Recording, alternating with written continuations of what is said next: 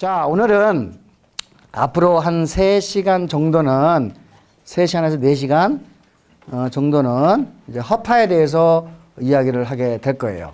예. 자, 우리가 이제 폐라는 것은 결국은 O2를 우리 몸에 공급하고 CO2를 몸 바깥으로 배출하는 과정이죠. 예. 자, 우리가 이제 지구상에 살고 있는 모든 생명체들은 이제 세포라고 그러면은 그죠? 우리가 끊임없이 O2를 제공을 받아서 이 O2를 통해서 ATP를 만드는 과정이죠. 그 다음에 ATP, 글루코스를 이용해서 ATP를 만드는 과정에서 부산물인 CO2를 바깥으로 내놓는 거죠. 우리가 이것을 뭐라고 부르나요? 그러니까 respiration, 호흡이라고 부르죠. 그죠? respiration.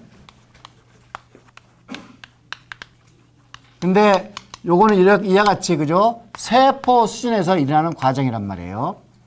그러니까 세포 한 마리에서 일어나는 과정. 그죠? 우리가 이것을 이제 셀룰러 레스피레이션이라고 그러는데, 우리가 단일 세포 같은 경우는, 예를 들면 이제 우리가 모든 생명체들은 대체적으로 우리가, 이렇게 물 속에, 그죠? 에이코스 시스템에 이제 살고 있죠. 그죠?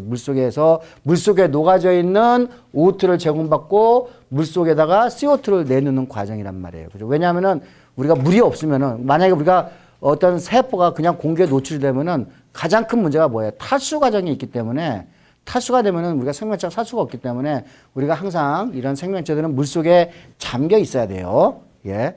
그리고 이제 우리가 물 속에 잠겨 있기 때문에 이 O2하고 CO2의 확산이 그렇게 쉽지는 않아요. 예. 그러니까 우리가 잘 알겠지만은 이게 O2가 확산 속도는 그죠? 거리의 4승의 반배를 하고 있단 말이에요. 그러니까 거리가 멀면 멀수록 확산이 되기가 힘들죠. 그러니까 예를 들면은 우리가 세포의 바깥쪽과 안쪽을 비교를 해보면은 아까 거리의 4승의 반비를 하기 때문에 세포 안쪽에는 O2의 양이 적을 거예요. 그러니까 다시 말해서 세포가 호흡을 제대로 하려면 세포의 사이즈가 제한적으로 될 수밖에 없어요. 그렇죠. 그래서 지난번에 얘기했지만은 우리 몸 속에 있는 세포들은 100 마이크로미터 단위로 항상 뭐가 있다고 그랬죠? 핏줄이 놓여져 있다고 그랬죠. 그죠? 왜냐하면 이거는 CO2하고 O2의 확산거리, 그죠? 확산거리의 4승의 비를 하기 때문에, 반비를 하기 때문에 우리가 이제 이와 같이 세포의 크기가 제한적일 수밖에 없다는 것을 한번 이야기를 했어요. 세포 크기가 제한적이다. 그죠? 대개 100 마이크로미터 이상의, 그죠? 크기를 가질 수가 없어요. 왜 세포들은. 그래서 그러면 이제 우리가 그러니까 다세포 이제 동물 같은 경우에는, 그죠? 다세포 동물 같은 경우에는 워낙 크니까 이와 같이 확산에 의해서 CO2하고 O2를 제공할 수가 없어요. 그렇죠. 그러니까 어떻게 되겠어요? 우리 온몸에 O2를 제공하기 위해서는 뭔가 특별한 시스템이 필요한 거예요. 그러니까 이제 뭐냐면은 우리가 O2를 제공해서 일단 펌핑 작용을, O2를 조석에서 펌핑할 수 있는 무슨 시스템이 있어야 되고, 우리가 그걸 이제 인터널리제이션, 내부화 시키는 거죠. 이게 오늘 우리가 뭐냐면은 레스피레이터리 펌프가 있어가지고, 그죠? 우리가 이제 물론 이제 레스피레이터리 펌프는 이게 이제 O2하고 CO2를 들락달락하게 하는 거죠. 왜냐하면 몸 안쪽으로, 그죠? 요거 CO2하고 O2를 들락달락 해주고, 그 다음에 이 CO2하고 O2를, 그죠? 각각 혈액 속에 녹여가지고 우리가 이제 심장에 의해서 온몸을 돌리는 시스템을 가지고 있어야 되는 거예요. 그렇죠. 그러니까 우리가 이제 이같이 인터널이 되는 거는 뭐냐면은 이렇게 되면은 우리가 O2를 들여쉬고, 그죠? CO2를 내놓는 과정에서 요 기관이, 우리가 폐라는 기관이 몸 안속에 들어있기 때문에 요거를 막을 수가 있겠죠. 탈수를 막을 수 있는 아주 큰 장점을 갖고 있고, 그 다음에 이렇게 들어오는 O2를, 그죠? 피 속에, 레스피레이터 펌프, 피 속에 이제 집어넣고, 그죠? 그래가지고 우리 몸으로 다 보낼 수가 있게 되는 거죠. 그래서 이와 같이, 그죠? 그러니까 우리 몸의 안쪽에 들어가 있는, 그죠? 그 폐와 같은 그런 시스템을 우리가 external, 그죠? 사실은 같은 의미예요. 우리가 호흡이라는 것은 O2를 상하고 CO2를 내보내는, 그죠? 같은 의미를 이야기하는 거예요. 그래서 이제 여기, 그림, 17-1을 보면은 external respiration에 대해서 아주 간략하게, 그죠? 너무나 상식적인 이야기를 간략하게 잘 표현을 하고 있죠. 자, 우리 외부에서, 그죠? 코를 통해 가지고, 기관계를 통해 가지고 O2가 들어오고, 그러면 여기 이제 폐포라는 LV라는 곳에서 CO2가 O2가 교환이 되고, 어디하고 혈관에 있는 O2하고 CO2가 교환이 돼서 온몸, 심장을 통해서 온몸으로 가고, 제일 아래쪽에, 그죠? 조직에서 다시 O2하고 CO2가 교환되는 과정을, 그죠? 여러분이 보고 있어요. 이게. 자, 그래서 이제 우리는 앞으로 3시간 동안 허파에 대해서 이야기를 할 텐데, 그림 17-2를 보세요. 먼저 우리가 have를 잘 이해를 하고 있어야 돼요. 예. 뭐 여러분이 우리는 한 쌍의 패를 갖고 있어요. 근데 한 쌍의 패를 갖고 있는, 뭐 양쪽에 지고 한 쌍의 패를 갖고 있는 걸 보고 있어요. 이 패는 공기 통로하고 통을 통해서 우리가 코로, 그죠? 우리가 통해서 CO2하고 O2가 들락달락하는 것을 볼 수가 있어요. 그렇죠? 자, 이 패는, 내가 패를 항상 이렇게 그리면은, 요렇게 하나 그릴게요. 이렇게 패를. 오른쪽 패를 그렸어요. 요 패는, 그죠? 패를 둘러싸고 있는 막이 이렇게 존재를 하고 있어요. 요렇게.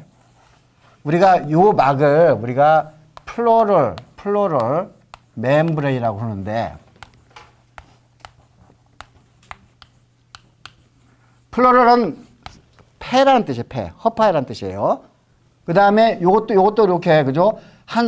여기 안쪽에 있는 플로럴 멤브레인 하나, 여기 이제 바깥쪽에 플로럴 멤브레인이 둘러싸고 있어요. 그 다음에 요 멤브레인과 멤브레인 사이에 공간이 있죠. 그렇죠? 요 공간을 우리가 플로럴 색이라고 그래요. 플로럴 캐버티 공간이라는 뜻이죠. 그죠? 그러니까, 뭐 폐에 존재하고 있는 공간이라는 뜻이죠. 요 플로럴 캐버티에는 그냥 뭐 아무것도 없는 그냥 기체라든지 그런 것만 갖고 있는 것이 아니라 대개 한 25ml 정도의 액체를 갖고 있어요. 그러니까 이제 와르를 물로 채워져 있는 거죠. 그죠? 25ml 정도의 이제 액체를 가지고 있는 플로럴 캐버티가 이제 이렇게 액체를 갖고 있어요. 요거는 이제 어떤 의미를 갖냐면은 여러분이 이제 폐가 이제 호흡을 할 때 이게 늘어났다가 확장했다가 줄었다가 할 거예요. 그러면은 요 플로럴 멤브레인이, 그죠? 자꾸 마찰이 일어날 거란 말이에요. 그죠? 마찰이 일어나면은, 자, 여러분이 이런 거죠. 우리가 이제 기본적으로는 여러분이 이제, 유리판 2개를 이렇게 어떻게 실험, 하다가 보면은, 특히 여러분 컵 같은 거를 이렇게 설거지 안 하고 이렇게 놔두면은 컵 빼기 힘들죠. 그죠? 그런 경험은 다 있어요. 그죠? 그래서 예를 들면 거기에는 컵을 빼기 힘든 거는 거기에 컵과 컵 사이에 뭐가 지금 있는 거죠? 물이 살짝 얇은 층이 있는 거죠. 여러분이 예를 들면 유리판 2개를 가지고 얇은 층에 물이 이게 있으면은, 자, 요렇게 이 같은 방향으로 잘 움직이죠. 그런데 요거를 떼려고 그러면 무진장 힘들죠. 그런 경험 있죠. 그렇죠. 이걸 떼려고 하면 무진장 힘들어요. 그건 왜 힘들죠? 그죠? 그러니까 물이 갖고 있는, 그죠? 어드헤시브 포스, 그죠? 그죠? 이렇게 응진력 때문에 이게 떼기가 굉장히 큰 힘이 들어요. 근데 이거는 아주 자유롭게 이렇게 왔다 갔다 하죠. 그렇죠? 그러니까 뭐냐면은 여러분이 그 플로럴 멤브레인, 그러니까 플로럴 이 플루이드에, 그 플로럴 플루이드가 25mm, 우리가 허파를 둘러싸고 이렇게 쭉 있는데 요거는 이렇게 양쪽으로 나가는 힘을 어떻게 해요? 분리되지 않도록 해주는 힘을 갖게 되죠. 그 다음에 호흡을 하게 되면은 이게 확장되고 위안할 때 이런 방향으로 잘 미끄러지게 하는 역할을 하겠죠. 그렇죠. 나중에 이제 우리가 왜 요 폐는 요 안쪽으로 들어가는 힘을 갖게 돼요. 나중에. 요거는 이제 이따가 다시 뭐 다음 시간에 배우게 되겠지만은 항상 안쪽으로 쪼가다니는 거예요. 만약에 요게 뭐 문제가 만약에 여기서 이게 뭐 구멍이 뚫리게 되면 요거는 폐는 안쪽으로 들어가는 힘을 항상 갖게 돼요. 예. 그리고 뭐 그러면은 뭐야 안쪽으로 들어가는 힘을 갖게 되니까 요거는 어떻게 되겠어요? 압력이 대기압보다 더 낮게 되겠죠. 그죠? 요 안쪽으로 들어가는 힘 때문에 대기압보다 더 낮게 이것도 이제 이따가 다시 한번 살펴보게 될 거예요. 그래서 D번에 여러분의 플로럴 멤브레인으로 둘러싸고 있는 플로럴 캐버티의 기능을 이해를 했을 거예요.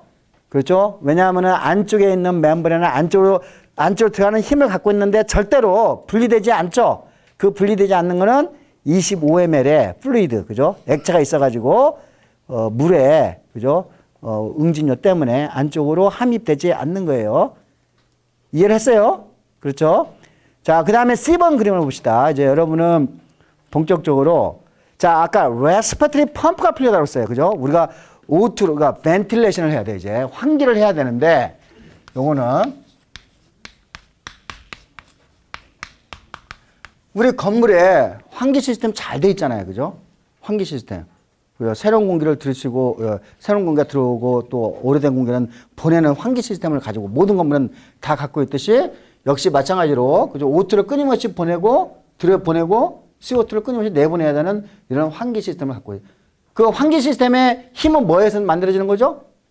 레스피레이터리 펌프. 그러니까 스켈레탈 머슬에 의해서 만들어지는 거예요. 우리가 이미 운동할 때 만들어진 스켈레탈 머슬하고 그 같은 스켈레탈 머슬이에요.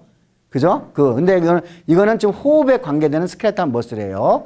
그래서 요거 이제 벤틸레이션은 이와 같이 공기를 안쪽으로 드러내게 하는, 들이쉬게 하는 인스피레이션이 있어야 되고, 이거 뭐예요? 우리가 들숨이라고 하면 되겠죠?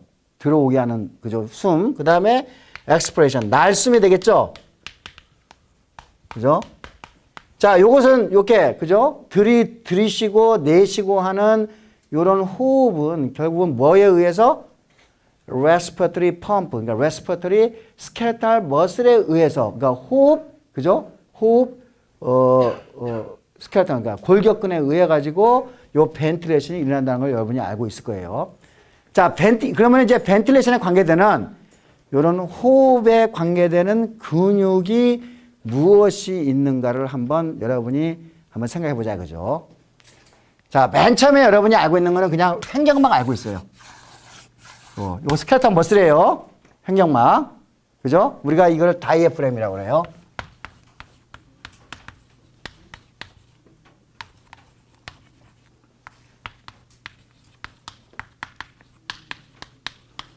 요거는 여러분이 예를 들면은, 여러분이 좀 호주머니에 돈이 있으면은, 고깃집에 가가지고 갈매기살을 좀 먹나요? 갈매기살 들어봤어요? 그죠? 갈매기살 한 번씩 다 먹어봤죠? 갈매기살은 순수 우리나라 말이죠. 돼지고기의 어디 부분을 이야기하는 거야? 그렇죠. 그죠? 갈매기살이 돼지고기의 횡격막을 이야기하는 부분이에요. 횡격막. 그 다음에 여러분이 두 번째로 좋아하는 고기가 또 어디에 있지? 갈비살 좋아하잖아. 갈비에 무슨 살이 있지? 왜 근육이 있지? 갈비살은 기능이 뭐 하는 거야? 뭐 하는 거야? 갈비를 보호하는 거예요? 갈비살의 기능은 호흡에 관계되는 거예요. 자, 갈비살. 우리가 갈비살을, 우리가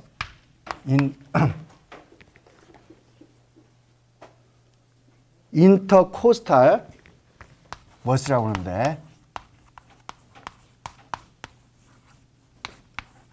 인터코스탈 머슬이라고 하는데, 요거는 여러분 이제 갈비살은 갈비와 갈비 사이에 있는 근육이에요.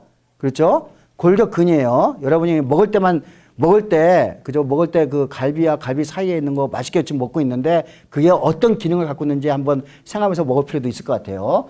요 갈비살은, 그러니까 갈비 사이란 뜻이야, 이게. 갈비 사이에 있는 근육이란 뜻이에요. 요거는 우리 몸의 안쪽, 갈비에 우리 몸 쪽으로 향해져 있는 우리가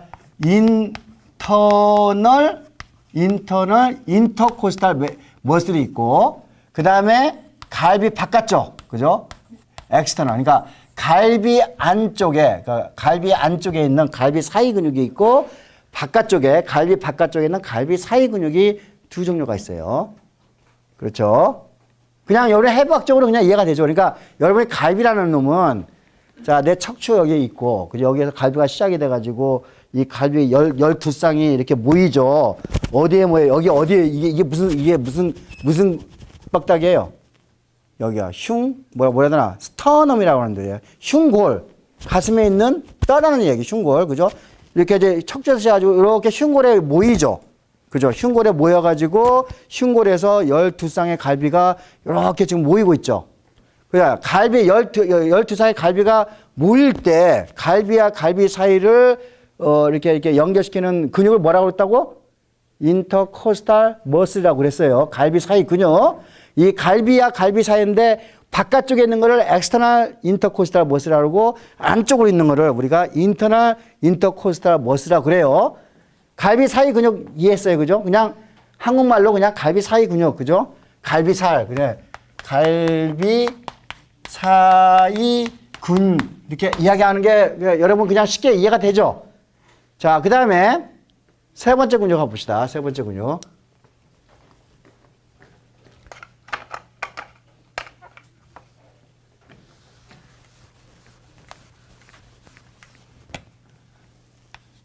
스터너.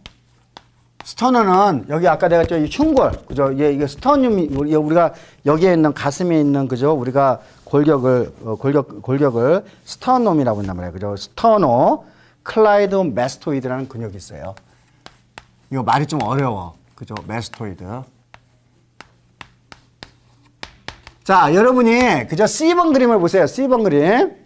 그죠? 우리가 그림 C-2의 C번에 제가 스터너 클라이드 메스토이드라고 이렇게 해가지고 이렇게 선으로 가는 게 보이죠? 이거는 목과 어디를 연결시키고 있어? 목과 여기 흉골.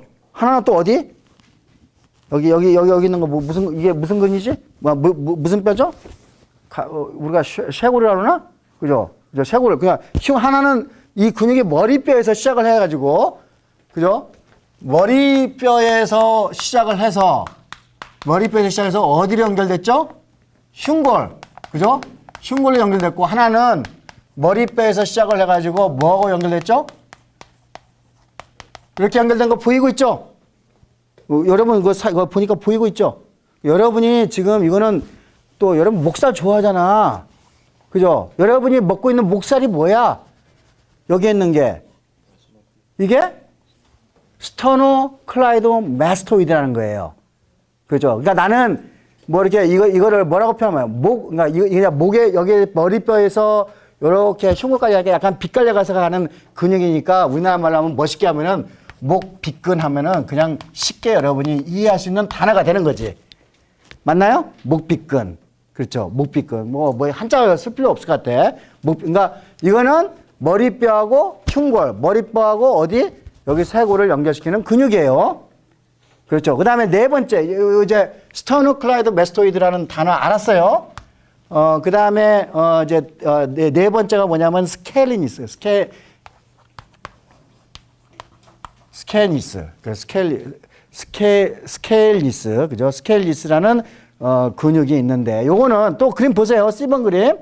머리뼈에서 시작해서, 머리뼈에서 지금 뭐하고 연결됐어요? 이 근육은 뭐하고 연결됐어요? 첫 번째 갈비뼈와 두 번째 갈비뼈하고 연결돼 있죠? 맞나요?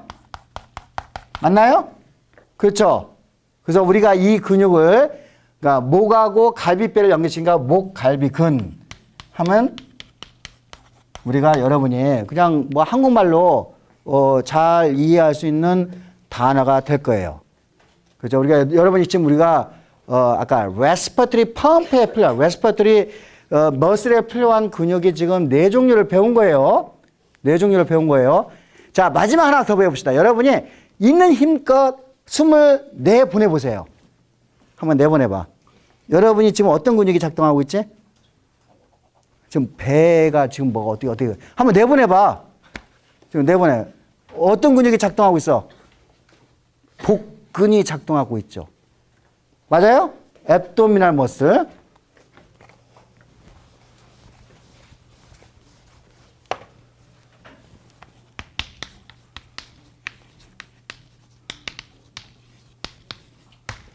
자, 그러니까 여러분이 이제 우리가 호흡에 관계되는 근육은 이와 같이 다이애프램, 그죠? 갈비 사이 근육, 목빗근, 목갈비근, 그 다음에 복근이 작동하고 있다는 것을 그냥 여러분이 직관적으로 알 수가 있어요. 그렇죠? 자, 이거 우리가 여러분이 이런 거는 아직까지 배워본 바가 없을 거야. 어떻게 작동하는지. 이따가 다시 한번 요 근육이 어떻게 작동해서 호흡이 일어나는지를 우리가 한번 살펴보게 될 거예요. 자, 그래서 이제 우리가 호흡에 관계되는 근육의 종류를 우리가 이렇게 5개 있다는 거를 이제 알았고, 요거는 제가 매우 즐겨서 시험 문제를 자주 내고 있어요. 예, 그래서 여러분이 영어 단어가 힘들면은 무슨 말로 쓰면 되지? 한국말로 써도 돼요. 그죠? 뭐 한국말 다 알아들을 수 있는 말이잖아. 그렇죠? 그러니까 여러분은 지금 뭐 영어 단어를 외우는 그런 시험이 아니라 여러분이 이게 어떻게 호흡이 일어나는지를 우리가 이해하는 그죠? 시간이란 말이에요, 지금은. 그렇죠? 요거 이제 요렇게 5개의 근육이 있다는 걸 이제 잘 이해를 두고. 자, 우리가 코에서 시작을 해서 우리가 이제 뭘 보냐면 호흡에 관계되는 공기 통로를 한번 봅시다. 공기 통로. 그죠? 공기 통로. 후두. 그러니까 코에서 시작해서 후두로 가서 라링스. 그 다음에 여기 그림 2번을 보세요. 17-2에 그림 2번. 그죠? 우리가, 후두로 가서 트라키아라는 곳으로 가게 되죠. 여러분 트라키아 보니까 하늘색에 뭔가 바깥쪽으로 이렇게 둘러싸고 있죠. 이게 C자형의, 그죠? 콜라겐으로 구성이 되어 있는 일종의, 그죠? 뭐 이렇게 지지대 같은 역할을 하는 거예요. C자형으로 되어 있어가지고, 이렇게 양쪽으로 C자형으로 이렇게 해가지고, 이렇게 뭐예요? 공기 통로를 지지해주는 그런 지지해주고 있어요. 자, 이게 우리가 트라키아라는 곳을 통해서 이 트라키아가 양쪽으로 가지를 치고 있죠? 맞나요? 그 가지 친 거를 뭐라고 부르죠? 뭐라고 불러? 브론커스라고 그러지. 브론커스. 맞나요? 브론커스. 자, 우리가 라링스에서 시작해서, 그죠? 트라키아가 만들어지게 되고, 트라키아가 이 공기 통로가, 그죠? 카이는 복수형이지? 단수형은 뭐야? 브론커스죠. 그죠? 요거 단수형이고, 요거는 복수형이죠. 자, 양쪽 왼쪽과 오른쪽을 갈라지고 난 다음에 브론카이가 가지를 교서 치고 있죠? 가지를 1번 치고, 2번 치고, 3번 치고, 몇 번까지 칠 수 있나? 그림 17-4를 보세요. 그림 17-4를 보면은, 요게, 표에 보니까 그림 브론카이가 1번, 2번, 3번, 4번, 5번 하고 6번에서 11번까지 교서 가지를 칠 수가 있죠? 맞나요? 그래서 가지를 11번까지 쳐. 가지를 11번까지 친 다음에 요 브론카이가 뭐냐면 더 가느다란 브론카이올로, 그죠? 변화가 되죠? 더 가느다란, 새 기관지 하면 될 것 같아요. 그죠? 기관지, 새 기관지. 자, 여기, 그램 14-4를 보니까, 그죠? 브론카이올스가, 이거는 몇 번 가지를 치나요? 12번째부터 23번째까지 치는 거지. 여러분이 생각해봐. 가지를 2에 23승을 치고 있어. 그러면은 그 마지막 말단 부분에, 자, 이렇게 되는 거죠. 가지 치고, 또 가지 치고, 이렇게 가지고, 또 가지 치고, 이렇게 해가지고, 2에 23번 가지를 치고 난 다음에 마지막 부분에 요게 만들어지죠. 마지막 부분에 요게 만들어지죠. 요게 뭐라고, 요거를 엘비올리라고 표현해요. 페퍼라고 이야기해요. 페에 있는 포양, 그러니까 뭐, 주머니란 뜻이지. 페퍼란 말은 엘비올리, 그죠? 엘비올리. 그러니까 요거는 우리가 최대한, 그죠? 2의 23승계의 엘비올리가 우리 령에 있다는 거야. 그렇죠? 그러면은 요 엘비올리에서 뭐가 일어나는 거지? CO2하고 O2의 교환이 일어나는 장소예요. 그렇죠? 엘비올리에서. 그러니까 굉장히 많은 숫자의 엘비올리. 그러니까 뭐예요? 이 엘비올리는 우리가 표면적, 그죠? 표면적을 올릴 수 있는. 그러니까 이렇게 2의 23까지 가지를 쳐가지고, 우리가, CO2하고 O2의 교환을 위한 표면적을 최단으로 올릴 수 있는 거예요. 엘비올리를 만들어서. 그렇죠? 그렇죠? 그래서 이 엘비올리는 표면적, 그죠? 기체 교환을 위한 표면적을 최대하기 위해서 필요한 거고. 자, 여기에서 CO2하고 O2의 교환이 일어난다고 했어요. 자, 그러니까 여기는 아마도 그러니까 CO2하고 O2는 뭐, 혈관과 요 엘비올리 사이에서, 그죠? CO2가 들어가고 CO2가 나가는 요 교환이 일어나는 장소가 될 거라고 여러분이 생각할 수가 있죠. 그렇죠. 자, 그래서 요 엘비올리하고 혈관 사이에 이 기체 교환이 일어나는 과정을 이제 잠깐 보면은 내가 엘비올리를 이렇게 하나 그릴게요. 엘비올리 이렇게 있고 엘비올리를 둘러싸고 있는 이렇게 한 층의 세포들이 존재를 할 거예요. 요 세포는 말 그대로 에피텔리아 셀이야. 그죠? 에피텔리아 셀. 에피텔리아 셀인데 렁에 있어. 특히 어디에 있어? 엘비올라. 그죠? 에피텔리아 셀이라고 여러분이 그냥 말을 붙이는 거야, 그렇게. 그죠? 말을 붙이는 거야. 엘비올라에 존재하고 있는 에피텔리아 셀. 상피세포란 뜻이죠. 그죠? 자, 그리고 요 아래쪽에는 ECM으로 구성이 되어 있죠. ECM으로 구성이 되어 있는데 ECM은 뭐예요? 콜라겐이라든지 파이브로넥틴이라든지 그런 아주 그죠? ECM, 그죠? 엑스트라셀룰러 매트릭스, 그죠? 요게 아주 얇은 층의 ECM으로 구성이 되는데 요거를 우리가 베이잘 멤브레인이라고 우리가 이미 한번 배웠어요. 그거 저기 어디에서 혈관을 배울 때 한번 배웠어요. 그죠? 배운 밖에 다 기억나죠? 그다음에 요거 베이스먼트 멤브레인 바로 아래쪽에 혈관이 요렇게 흘러가겠죠. 혈관이 요렇게 흘러가는데 혈관을 둘러싸고 있는 요 세포의 이름을 내가 뭐라고 부르죠? 뭐라고 불렀지? 엔도텔리아 셀. 그죠? 엔도텔리아 셀이 이렇게 존재를 하겠죠. 자, 여러분이 이제 우리가 호흡을 해가지고 O2가 요 안으로 들어와요. 그러면 O2가 들어와서 요 세포 한 층을 뚫고 이게 뭐지? 에피텔리아 셀이죠. 한 층의 세포를 뚫고 베이스 멤브레인을 뚫고 그 다음에 엔도텔리아 셀을 뚫고 그 다음에 혈관으로 들어오죠. 자, 이게 여러분이 에피텔리아 셀이나 엔도텔리아 셀이 이게 길면은 디퓨전 잘 되겠어요, 안 되겠어요? 안 되죠. 이거는 최소한의 두께를 가져야 돼요. 베이스먼트 멤브레인도 마찬가지예요. 베이사 멤브레인, 베이스먼트 멤브레인 다 같은 말이에요. 베이스먼트 멤브레인도 거기에 있는 ECM의 두께가 최소화해야지 우리가 디퓨전 디스턴스를 최소화할 수 있는 거예요. 그래가지고 우리가 O2의 확산을 그죠? 우리가 잘 할 수가 있게 되고 우리가 O2를 충분히 받을 수 있는 거예요. CO2 마찬가지예요. CO2도 어디예요? 이와 같이 엔도텔리아 셀 뚫고 베이스먼트 멤브레인 뚫고 에피텔리아 셀을 뚫어야 돼요. 그죠? 요걸 이제 통과를 해야 되는 거야. 그러니까 여러분이 요 에피텔리아 셀과 요 엔도텔리아 셀은 두께가 굉장히 얇을 거라고 여러분이 판단하겠죠. 그렇죠. 이와 같이 CO2하고 O2의 교환에 가담하고 있는 에피텔리아 셀을 그냥 우리가 타입 1 에피텔리아 셀이라고 그래요. 그거를. 에피텔리아 셀은 이제 두 종류가 있는데 이렇게 엘비올리에 에피텔리아 셀은 두 종류가 있는데 첫 번째 거를 타입 1 에피텔리아 셀이라고 그래요. 자, 이해를 했어요? 그죠? 자, 타입 1 에피텔리아 셀은 뭐라고? CO2하고 O2의 기체 교환에 필요한 그죠? 그런 셀이에요. 요거는 두께가 두꺼우면 안 돼요. 얇아야 돼요. 베이스먼트 멤브레인이 많이 나오면 안 돼요. 그죠? 맞죠? 그죠? 타입 1 에피텔리아, 타입 1 엘비올라 에피텔리아 셀이라고. 그 다음에 사실은 요게 만약에 이따 다음 시간 또 이야기했지만은 요게 만약에 공기에 그대로 노출되어 있으면은 뭐에 작용이 일어나죠? 디하이드레이션이 일어나지.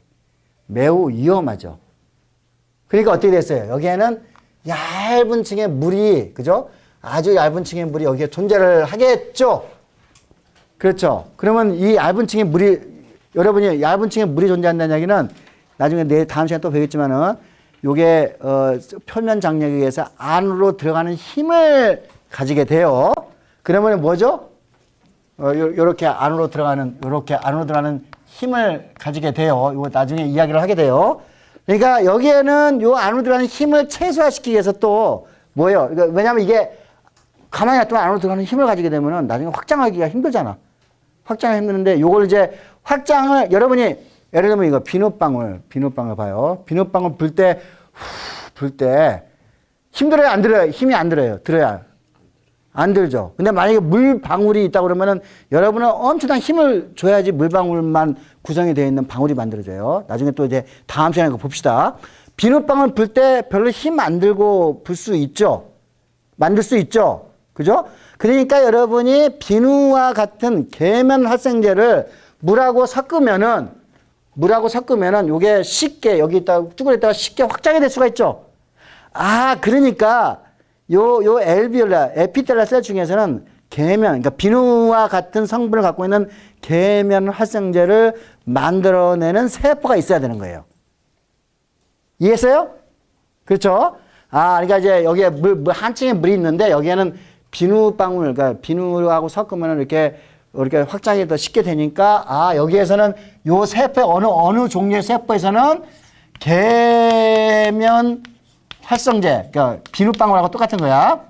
우리가 이걸 서펙턴트라고 이제 나중에 이제 이름을 붙이는데, 서펙턴트를 그죠? 합성하는 요 세포를 타입 2 엘비올라 에피텔리아 셀이라고 이름을 붙여요. 일단은 여기까지만 오늘 이야기를 합시다. 그러니까 엘비올라 에피텔리아 셀은 두 종류가 있구나. 하나는 CO2하고 O2의 기체 교환을 위해서, 대부분은 다 그거죠. 타입 1이 있고, 서펙턴트, 그러니까 디터전트, 그러니까 계면 활성제라고 부르는 서펙턴트를 만들어내는 타입 2 엘비올라 셀이 있구나라는 것을 여러분이 알 수가 있어요. 자, 그림 이제 17-1을 그대로 한번 다시 따라가 봅시다. 2번. 자, 라링스에서 시작을 해서 트라케어가 만들어지고 브론카이가 만들어지게 되고 브론카이올이 만들어져서 제일 말단 부분에 뭐가 만들어졌죠? 엘비올리가 만들어졌어요. 이 엘비올, 그러니까 F번을 이렇게 확장해서 보니까 엘비올리의 동맥과 정맥이 왔다 갔다 하고 있어요. 그죠? 여기에서 지금 CO2하고 O2의 교환이 일어나는 거예요. 그렇죠? 그래서 여기에 지금 또 이렇게 네모 박스를 보니까, G번을 보니까 이제 엘비올리에 있는 에피텔리아 셀이 뭐가 있는지를 보고 있어요. 그렇죠? 여러분이 지금 이거 빨간색으로, 그러니까 적색으로 되어 있는 거는 뭐예요? 적혈구를 보여주고 있는 거네. 그죠? 우리가 캐필러리 튜브에 돌아다니고 있는 그 적혈구를 보여주고 있고, 보라색의 한 층의 세포들이 쭉 있죠? 그죠? 그 세포층을, 그거는 무슨 세포라고? CO2하고 O2의 교환이 일어난 세포지. 그 세포를 내가 뭐라고 불렀지? 타입 1 엘비올라 셀이라고 했어요. 그 다음에 여러분이 보니까 갈색의 세포들이 듬성듬성 보이고 있죠? 그죠? 우리가 이 갈색의 세포는 기능이 뭐라고? 서펙턴트를 내는 곳이야. 이거를 내가 뭐라고 불렀지? 타입 2 엘비올라 에피텔리아 셀. 그죠? 다 배웠어요? 그 다음에 H번을 보니까, 자, 여러분이 지금 제일 위에 레드 블러드 셀을 보고 있고, 그 다음에 엔도텔리아 셀의, 그죠? 세포질을 보고 있어요. 갈색으로 칠해져 있는 거. 그 다음에, 아니다, 이거. 혈관을 보고 있죠, 혈관을 보는데, 엔도텔륨이라고 보이고 있죠? 굉장히 얇은 층을 가지고 있어요. 그렇죠? 그 다음에 회색의 베이설 멤브레인을 여러분이 보고 있죠? 그 다음에 보라색의 아주 가느다란 에피텔리아 셀을 보고 있죠. 이 얇은 층을 통해서 CO2하고 O2가 교환이 되는 거예요. 자, 여러분은 그림 11-2에서, 그죠? 허파의 아주 큰 구조부터 시작해서 세포 수준까지의 구조를 여러분이 이해를 했어요. 이 정도만 알면 이제 여러분이 잘 따라갈 수가 있어요. 예. 자, 제가 이제 하나 빼먹었는데, 이제 요거 한번 봅시다. 브론카이올과 브론커스에서는 이제 어떤 일이 있는지. 여러분이, 우리가 공기적 호흡을 하는 과정에서 이물질이, 우리 이제, 브론커스라든지 브론카이올에 들어오게 되면은 우리가 뭐를 하게 되죠? 재채기를 하게 되죠. 그죠? 그러니까 우리가 이물질이 우리 공기 통로에 들어오면 끊임없이 그 이물질을 몸 바깥으로 내보내겠죠. 그죠? 우리가 왜냐면은 이 공기 중에는 정말 많은 종류의 세균과 곰팡이, 약간 이게 꽃가루 해가지고 계속 우리 몸으로 시시각각으로 들어올 수밖에 없잖아요. 그러니까 그거를 우리는 시시각각으로 몸 바깥으로 내보내야 돼요. 맞나요? 그렇죠? 자, 내보내는 기전을 한번 봅시다.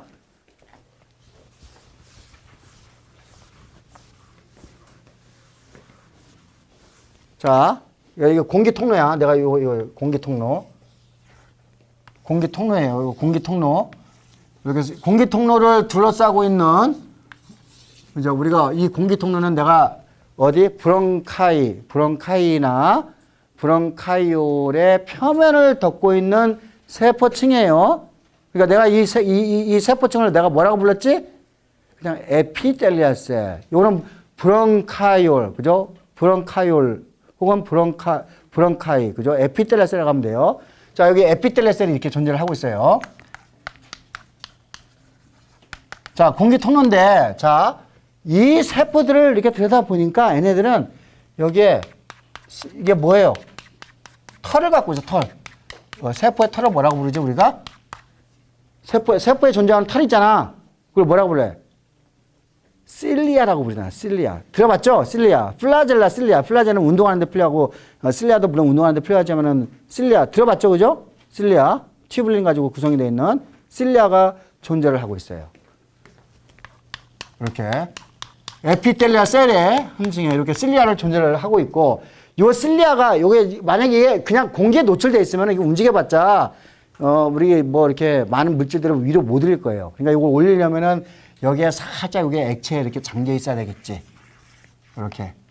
액체에 잠겨 있어가지고, 요거 실리아가 계속해서 이렇게 물결을 쳐가지고, 그죠? 외부 물질을 위로 올리게 하는 작동을 해야 되겠죠.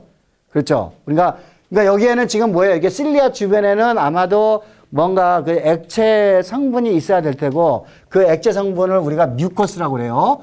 점액이 나와야 되는데, 이 점액은 그죠? 에피텔리아 셀과 에피텔리아 셀 사이에 듬성듬성 이런 세포들이 이렇게 존재를 하고 있어요.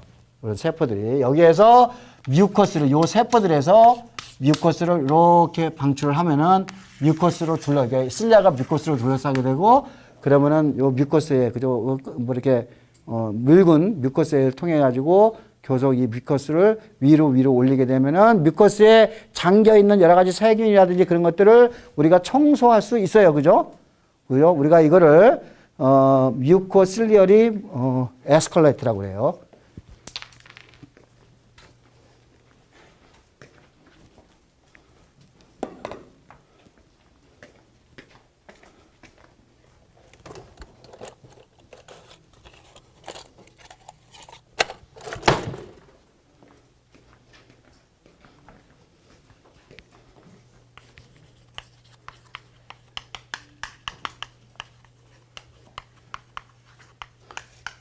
이런 방법을 통해서, 그죠? 이런 방법을 통해서 우리가 이제, 외부 물질을, 그죠? 침입군을 우리가 교석에서 몸 바깥으로 배출할 수가 있어요. 그죠? 여러분이 그냥 쉽게 그냥 생각할 수가 있어요. 그렇죠? 자, 그런데, 뭐 이렇게 정상적에서 여러분 이제 이거 아주 잘 작동을 하고 있어요. 그래서 필요 같으면 재채기도 하고 뭐 하여간 여러 가지 이제, 이런 이제 활동을 하게 되는데, 특히, 여러분이 이제 이와 같이, 뮤커스를 내는 세포를 뭐라고 하냐면은, 가블릿셀이라고 그래요. 이건 나중에 창자를 배울 때도 똑같아요. 하여간 뮤커스를 내는 세포를, 그죠? 가블릿셀이라고 그래요. 어디서 들어봤어? 가블릿이 뭐야? 가블릿 뜻이 뭐지? 잔이란 뜻이에요. 그죠? 여러분이 해리포터 사탄인가? 사탄의 제목이 뭐지? 영어 제목이? Goblet of Fire. 그지? 불의 잔. 다 기억하지? 그지? 아주 훌륭하네. 그지? 나도 해리포터 굉장히 좋아했어요. 그지? 여기 해리포터 세대지? 그지? 해리포터 다 읽고 영화 다 보고 그랬죠? Goblet of Fire가 뭐라고? 불의 잔. 그죠? 여러분 영화를 볼 때도 그죠? 거기서 영어 단어 하나씩 챙겨요. 그죠? Goblet은 단어가 어려운 단어가 아니야. Goblet은 뭘 보고 뭐를 보고 만든 단어죠? 그 세포의 모양이 숫자처럼 생겼어요. 잠처럼. 그래서 가블릿셀이라고 그래요. 이 가블릿셀에서 뮤커스를 내서 이제 여러 가지 그죠? 에피텔리아스에 있는 실리아를 밀어서 그죠? 우리가 외부로 외부 물질을 몸 바깥으로 내보낼 수가 있어요. 자, 약간 좋아. 그런데 만약에 이 뮤커스가 끈적끈적해. 그러니까 예를 들면은 요거는 좀 희석된 상태여야지 실리아가 이렇게 위로 보내는데 이 뮤커스가 만약에 끈적끈적해. 그러면 위로 못 보내겠지. 우리가 이 뮤커스가 끈적끈적해서 생기는 질환을 우리가 뭐냐면은 시스틱 파이브로시스라고 그래요.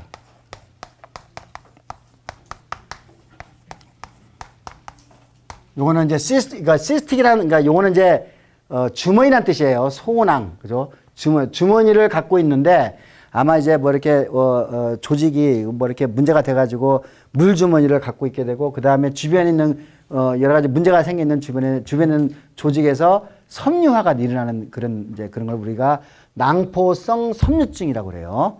요거는 이제 미국, 그러니까 보통 유럽인들, 그죠? 백인들의 한 4,000명당 한 명씩 걸리는 질환인데 우리나라 사람들은 그렇게 많은 것 같지가 않아요. 우리나라 사람들이 비교적, 이거 나 사실인지 거짓말인지 모르겠는데 우리나라 사람들이 유전병이 적다라고 하는 이야기가 있어요. 그죠? 유전병이 서양 애들보다 좀 상대적으로 아마 우리가 많이 섞여서 그럴 수도 있어요. 그죠? 피가. 그죠?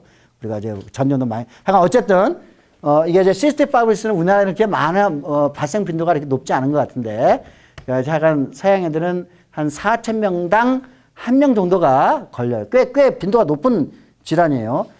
얘네들은 어떤 질환이냐면은 뮤코스가 끈적끈적해서 끈적끈적해져. 뭐 이유 이따가 설명했지만 어떤 이유 때문에 끈적끈적해지면은 뮤코실리어리 에스컬레이션이 일어나 안 일어나? 안 일어나죠. 그럼 여기에 세균들이 여기에 살겠죠. 세균들이 살게 되면은 예를 들면 폐렴균이 들어와. 보통 때는 우리가 이 폐렴균이 들어오면 다 본 바깥에 내보내가지고 우리가 청소를 할 수가 있는데 이 청소가 안 되죠. 그러면 애가 뭐가 걸리는 거지? 폐렴에 걸려서 죽는 거예요. 그죠? 뭐 다른 우리 몸에 치명적인 세균들이 여기 들어와. 여기서 사는 거야, 여기서. 그죠? 그럼 어떻게 되죠? 우리가 이런 시스틱 파이브리시스 환자 같은 경우는 이러한 그 감염에 의해 가지고 결국은 죽게 되는 질환이에요. 자, 요거는 그죠? 우리가 치료제가 없기 때문에 오랫동안 이제 이게 원인이 뭔지를 과학자들이 찾아왔어요. 찾아와가지고 이제 드디어 내가 이제 기억나는 이 시스틱 파이브로시스를 유발하는 유전자를 계속 찾는 그 페이퍼가 셀에 나왔는데 오터 숫자가 거의 한 100명이 넘었던 걸로 기억해요. 예. 그러니까 이제 그래서 이제 요걸 가지고 찾아보니까 요걸 이제 이름을 일단 붙이자고 요거 시스틱 파이브로시스를 일으키는 단백질 이름을 그러니까 요 유전자 이름은 시스틱 파이브로시스 그죠? 컨덕턴스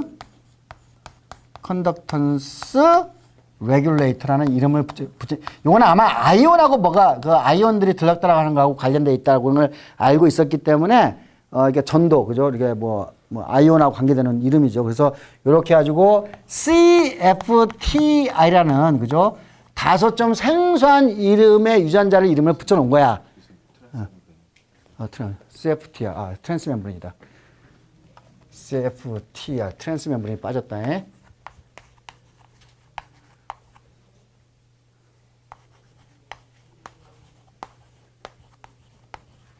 CFTR, 그죠? Cystic Fibrosis Transmembrane Conductance Regulator. 그죠? Transmembrane Regulator도 되겠네. 예. 요런 좀 생소한 이름을, 그죠? 이렇게 붙여놓은 거예요. CFTR이라고. 그래가지고 제가 쭉 찾아가지고, 이제 유전자를 찾아가지고 요거를 기능을 보니까 이게 아이온, 그죠? 어떤 특정한, 특히 이제 클로라이드 아이온을, 에 대한 채널이야. 그래서 이 클로라이드 채널이라는 기능을 갖고 있다는 것을 알게 된 거예요. 이렇게 클라우드 그러니까 이제 이거죠. 우리가 CFTR을 갖고 있는 그러니까 시스틱 파이브로시스의 환자가는 아마도 이제 유전병일 수 있으니까 이거는 뭐 20대 초반에 죽게 되는 질환이에요. 이게. 그래서 요거를 이 유전병이니까 유전병을 추적하는 과정에서 이름을 먼저 CFTR이라고 이름을 붙여놓고 이거 유전자를 찾았고 그다음에 이 CFTR의 유전자의 기능을 살펴보니까 이게 클로라이드 채널이라는 걸 알게 된 거예요. 그래서 그러면 이제 이 클로라이드 채널이 고장나면 왜 이런 질환이 걸리는지를 이제 우리가 이해를 해야 되겠죠. 그러면은 클로라이드 이제 이런 거죠.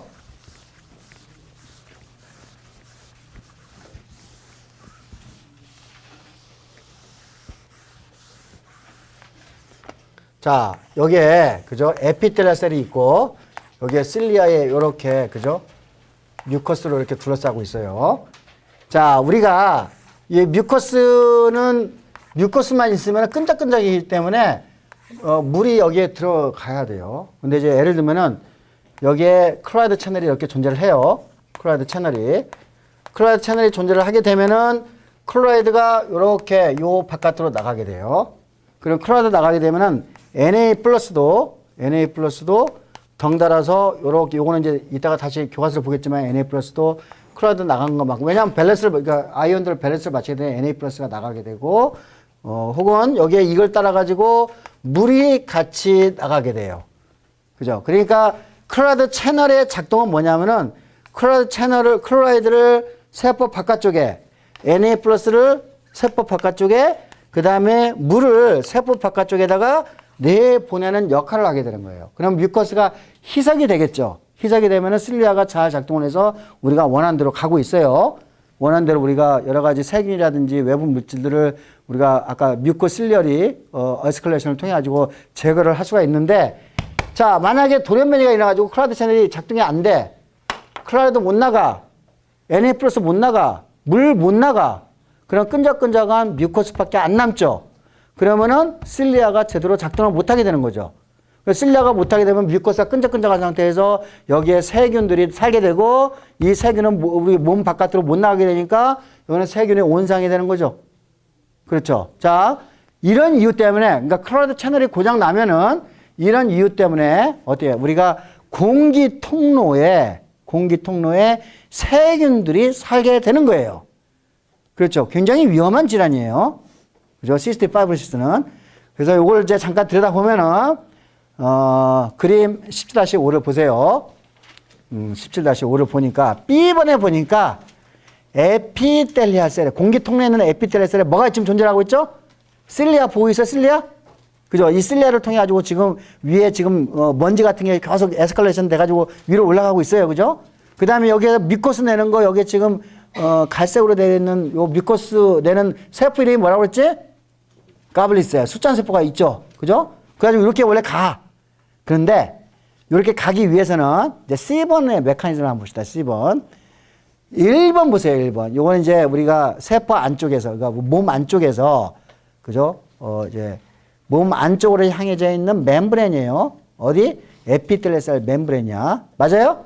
1번 보고 있어요. 1번. 1번을 보니까 NKCC라고 그래요. NKC. 이건 나중에 또 배우는데.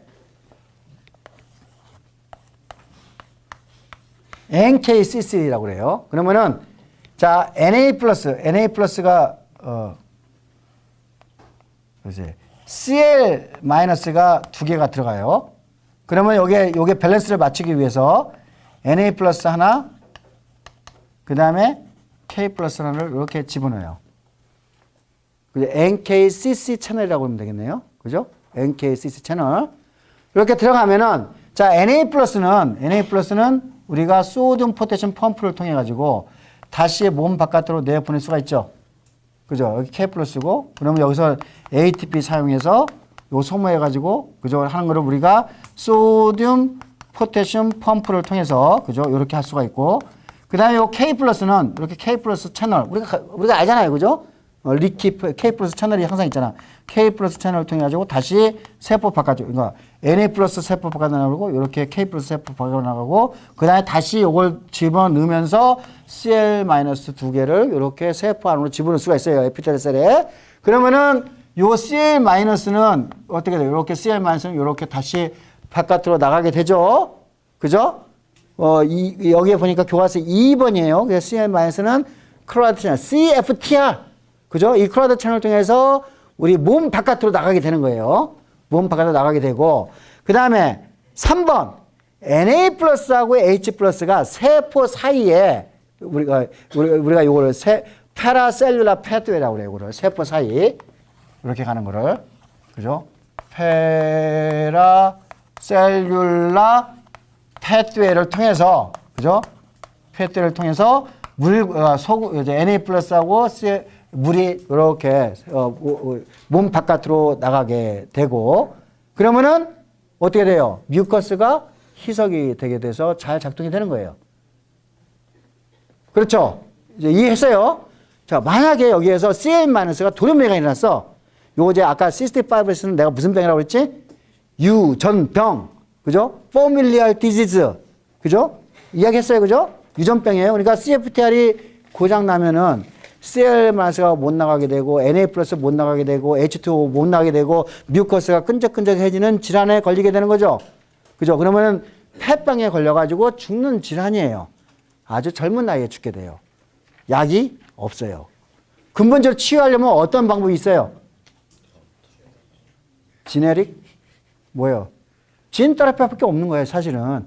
물론 이제 완화시키는 요즘에 이제 좀 좀 해가지고 그 클로라이드 채널, 이 고장난 클로라이드 채널을 좀 변형시키는 약도 좀 있고 뭐 만들어지긴 하는데 여전히 이건 그러니까 이거는 시스템 파브리스는 진 테라피의 굉장히 중요한 그죠 토픽이에요, 사실. 그렇죠. 근데 아직까지 이게 이제 시스템 파브리스를 이제 고쳤다는 이야기는 아직 없어요. 예, 그래서 요 시스템 파브리스. 근데 이 시스템 파브리스는 이렇게 이제 그 젊은 사람들과 폐에만 영향을 미치는 게 아니라 우리가 통로에 관계되는 그러니까 예를 들면 이런 거죠. 소장으로 가요. 소장. 우리가 소장을 잠깐 소장을 가면은 우리가 췌장 그죠? 팬크레아스에서 우리가 소장으로 내는 그죠? 엑소크라인 셀들이 존재를 하고 있잖아요. 소장으로 뭘 내죠? 소화효소를 만들어서 소화효소를 만들어가지고 소화효소를 소장으로 보내서 소장에서 소화를 해서 그 소화된 여러 가지 그죠? 물질들을 우리가 취해서 사는 거잖아요. 영양 물질을 취하게 되는 거잖아요.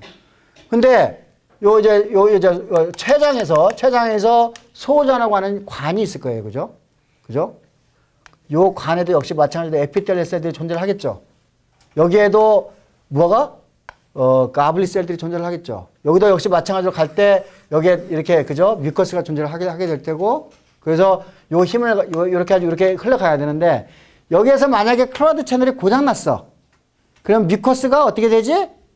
끈적끈적해지죠. 그러면 소화관 여기 이제 소장하는 관이 막혀버리죠. 소화 효소가 소장으로 못 가게 되죠. 그러면은 이 친구는 먹는 건 잔뜩 먹는데 소화가 안 돼가지고 영양물질이 공급이 안 되는 상황이 되겠죠. 자, 어린애한테 많이 보이는, 그러니까 CFTR이 드로밍이 됐을 때는 이와 같이 소화가 안 돼가지고, 그죠? 소화가 안 돼가지고 영양실조로 죽게 되는 질환이 될 수도 있겠어요. 예. 그래서 이제 우리가 여러분이 CFTR, 클로라이드 채널, 어디에 있다고? 공기 통로에서 너무나 중요한 역할을 한다는 걸 알게 됐어요. 됐나요? 자. 그래서 이제 우리가 이제 이 정도로 하고 이제 호흡의 기전을 한번 이제 우리가 공부를 해봅시다. 우리가 호흡이 어떻게, 호흡이 어느 정도 일어나는지를 재는 기계를 우리가, 스파이로미터라, 579페이지 그림 17-9를 보세요. 스파이로미터라고 그래요. 여러분 이제 입에다가 그죠? 입에다가 무슨 마스크 이렇게 이제 관을 집어넣고 우리가 여기서 한번 우리가 들이쉰다고 가정해 봅시다. 우리가 이제 여기서 하늘색의 관을 따라갑시다. 들이셨어. 그러면은 오른쪽에 보니까 어떤 이렇게 그 실린더가 있죠. 우리가 호흡을 들이쉬면 실린더가 아래로 떨어지겠죠. 맞나요? 아래로 떨어지면은 그 오른쪽에 그저 관이 있는데 그 오른쪽에 관에 있는 그 뭐야 핀 같은 거 저기 뭐 이렇게 표시하는 마커가 있잖아요. 마커가 위로 올라가겠죠. 맞나요? 그러니까 여러분이 지금 여기서 여러분이 숨을 들이쉬면은 이 레코드에서는 어떻게 숨을 들이쉬면은 이렇게 올라가고 숨을 내쉬면 떨어지고 이거 올라가고 떨어지고 요런 것들을 우리가 기록할 수가 있겠죠. 우리가 이걸 뭘 한다고? 스파이로미터라고 그래요. 그죠? 지금은 뭐 훨씬 더, 그죠? 컴퓨터라이징 돼가지고 훨씬 더 팬시하게 보일 거예요. 자, 요 스파이로미터를 가지고, 이거 기본적인 같은 원리니까, 요 스파이로미터를 가지고, 그죠? 우리가 호흡이 어떻게 일어나는지를 한번 보자 이거예요. 이와 같이, 우리가 여러분이 지금 쉬고 있을 때, 자, 한번 들이쉬고, 내쉬고, 들이쉴 때, 요걸 이제 인스피레이션. 이제 내쉴 때는 요게 떨어져요, 이렇게. 엑스피레이션 할 때는. 들이쉬고 내쉬고 할 때 올라갔다 떨어졌다 올라갔다 떨어졌다 조수간만이 그저 뭐 밀려왔다가 그저 갔다가 우리가 이제 바닷가에 가면 조수간만이를 이렇게 하잖아. 우리가 이와 같이 그저 밀려갔다가 나갔다 들어왔다 나갔다는 걸 우리가 타이들 볼륨이라고 그래요. 요 같이 그죠? 이거를 타이들 볼륨이라고 그래요. 보통 성인 남자 같은 경우 한 500ml 정도의 타이들 볼륨을 가지고 있어요. 자, 그러다가 여러분이 최대한의 숨을 들이셔. 여러분이 할 수 있는 한 최대한의 힘을 넣어가지고, 그죠? 인스피레이션을 하는 거야. 그죠? 최대한의, 그냥 그림을 봅시다. 그죠? 그림 12-7에 B번의 오른쪽 이제 보세요. 그죠? 최대한으로 들이셔. 그러면 이걸 우리가 뭐냐면은 inspiratory reserve volume이라고 그래요. inspiratory 그죠? reserve volume. 그죠? 그 다음에 최대한으로 내셔. 최대한으로 내셔. 그러면 요거를, 그러니까 우리가 여기 inspiratory reserve volume은 여기서부터 여기까지인가요? 그렇게 정의를 했죠? 아니, 맞죠? 그 다음에, 우리가 expiratory reserve volume은 여기서부터 여기까지. 그죠?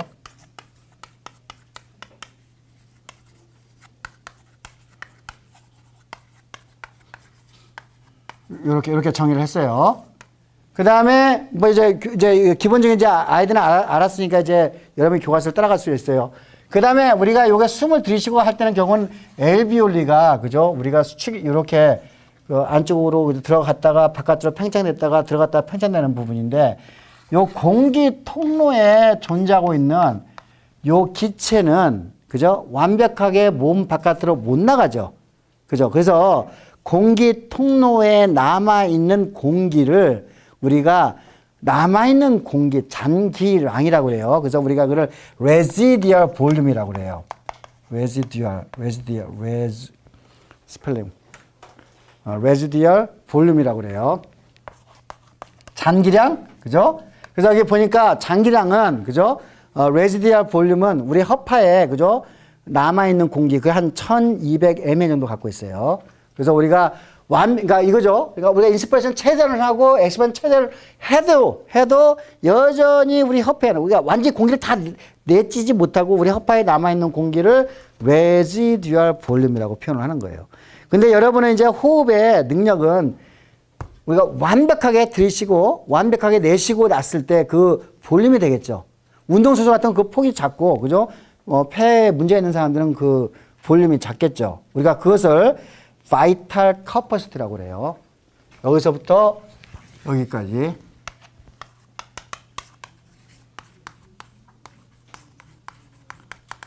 자, 이거 뭐 그냥 여러분이 그냥 내가 이거 외우는 문제 안 내요. 이런 거는. 그러니까 여러분한테 나중에 이제 기본적인 컨셉을 이제 나중에 이해를 하게 되는데, 자, 다시 이제 그래프 다시 봅시다. B번 그래프.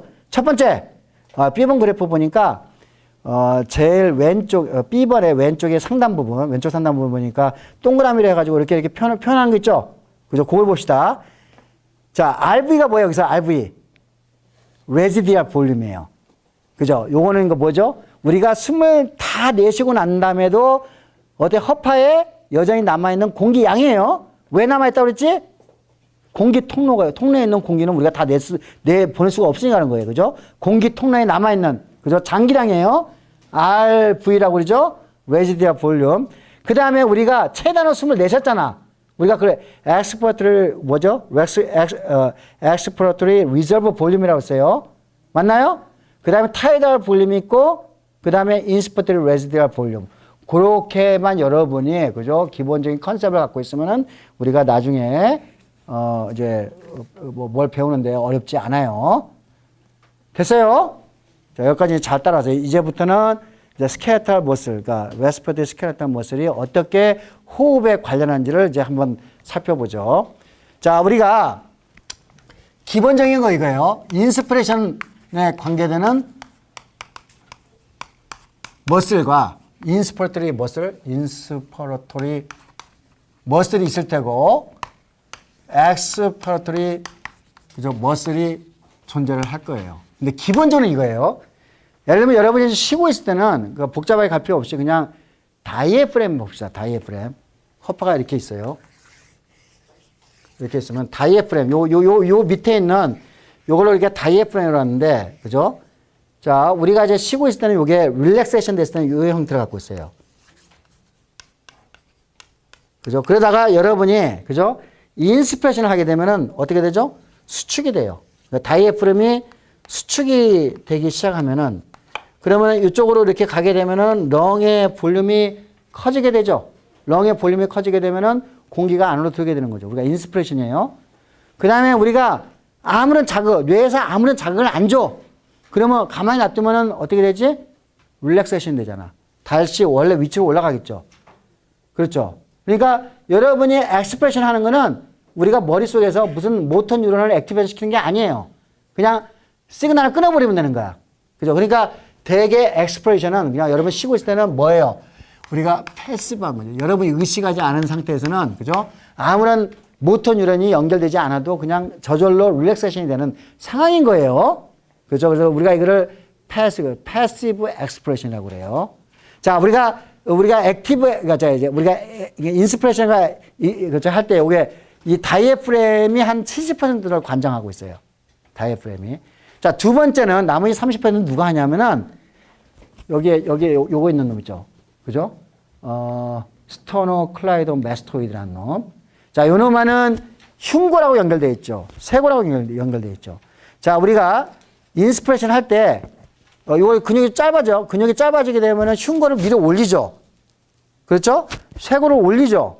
그죠? 올리고 그다음에 external intercostal muscle, 그러니까 갈비 사이 근육, 그죠? 바깥쪽에 있는 갈비 사이 근육을 수축을 시켜요. 그러면은 자, 갈비가 이렇게 우리가 이제 호흡을 하기 전에 갈비가 이렇게 이제 처져 있었잖아요. 처져 있었는데 여기를 올리고 여기를 올리면은 제일 위에 있는 게 여기 있던 놈이 올라갔죠. 그 다음에 갈비 사이사이에 근육들이 아래에 처져 있던 놈들이 다 수축이 되니까 다 위로 올라가죠. 그러면은 갈비의 방향이 위로 올라갔죠? 그 다음에 여기 아래 처져 있던 게 바깥쪽으로 더 갔죠? 아웃월드가 되는 거죠. 그죠? 그러니까 여기 이제 인스피레이션을 할 때 여기에서 스터노 클라이도 메스토이드라는 근육,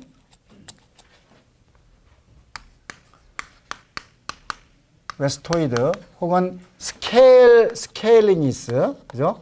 요 근육, 그 다음에 엑스터널 인터코스탈 머슬들을 다 수축을 시키면 이제 어떤 형태가 되냐면 그림을 보는 게 여러분한테 빨리 알 수가 있는데, 그림 17-8을 보세요. 여러분 펌프가 있어. 펌프가 지금 이제 이게 펌프가 있는데, 펌프가 이제 펌프 손잡이가 아래로 쳐졌을 때하고 위로 올라갔을 때하고, 위로 올라가게 되면 볼륨이 더 커지겠죠. 양동이 보여요. 양동이 손잡이 아래로 냈을 때들은 위로 같이 올라가게 되면 볼륨이 더 커지겠죠. 다시 말해서 우리가 요 갈비뼈들이 이렇게 아래로 쳐져 있을 때보다는 위로 올라가는 것이 폐의 볼륨을 크게 증가시키게 한다는 걸 직관적으로 알 수가 있겠죠. 증가를 시키려면 여기에 있는, 그죠? 흉골과 첫 번째 갈비뼈, 두 번째 갈비뼈, 그 다음에 쇄골을 다 위로 올려야 되겠죠. 그러고 난 다음에 갈비뼈 사이 근육을 수축을 시키게 되면은 갈비뼈 전부 다 올라가가지고 인스피레이션이 일어나게 되죠.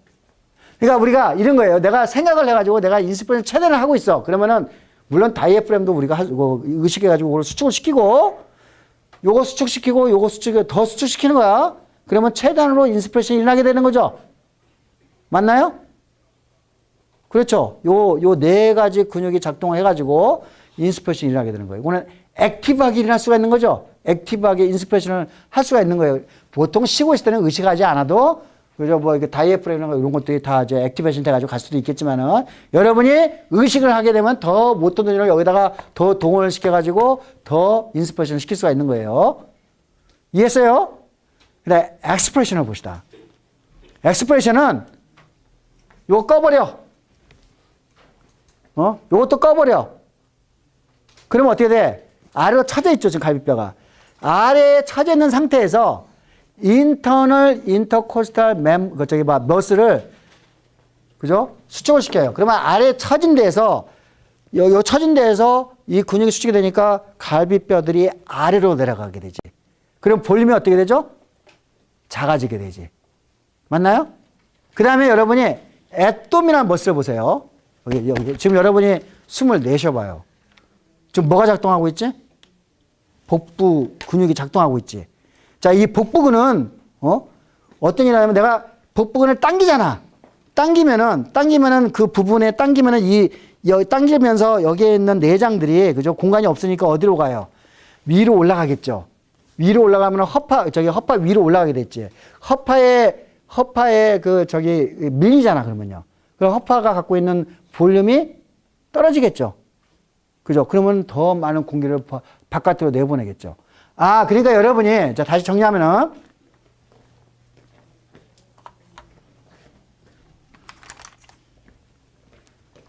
요거 이제 요거 액티브하게 우리가 엑스프레션을 시킬 때는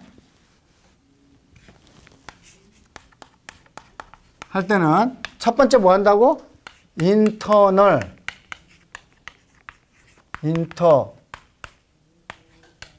인터코스털 그죠? 머슬을 우리가 액티베이션 시켜가지고 갈비뼈들을 아래로 향하게 하고 그 다음에 앱도미널 머슬을 수축을 시켜요. 머슬을 수축을 시키면은 그죠? 복부의 내장이 위로 올라가. 그럼 위는 뭐가 있었지? 허파가 있었는데 허파에 그죠? 부피를 떨어뜨리게 되는 거죠. 그러면은 허파의 볼륨이 떨어지게 되면은 공기가 바깥으로 더 많이 나가게 되는 거죠. 자, 그러니까 여러분이 인스피레이션 할 때는 이렇게 이렇게 여기 다이애프램까지 있네요. 그죠? 다이애프램까지 인스피레이션이 관계를 하게 되고 엑스프레션 그러니까 액티브 레스피레이션을 할 때, 인스피레이션 할 때는 인터코스탈 머슬과 앱도미널 머슬이 수축이 돼야지 이런 일들이 그죠? 일어나게 된다는 것을 알 수가 있겠죠.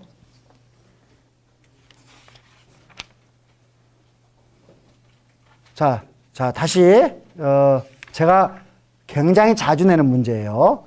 다시 한번 정리를 좀 해보면 교과서